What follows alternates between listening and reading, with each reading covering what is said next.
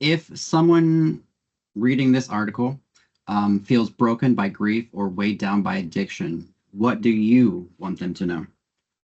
I want them to know that God loves them, that they are seen, that He is near to the brokenhearted, that He would never leave nor forsake them, and that although life on the as they know it has brought them trauma, it's brought them wounds, it's brought them um, they've been hurt, that was not the love of the Father. That was man making decisions that was not in alignment with who God's heart is for them, but that they are deeply loved. The scripture says you are fearfully and wonderfully made, that you are a chosen people. You're part of a royal priesthood.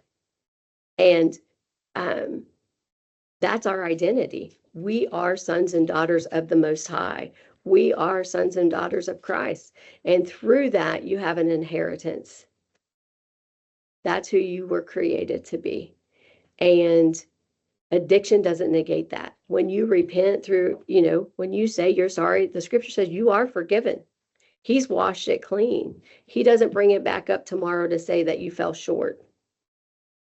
And I think that's the biggest thing is society brings up our past to shame us, to condemn us, and that is not what God says. The word says there is no shame nor condemnation in Christ Jesus. So when you know him, when he washed his blood washed it clean, it's a finished product for the Lord. It is finished. You stand up with a brand new 24 hours each day. And if you fall short, tomorrow you still get another 24 hours that's clean slate.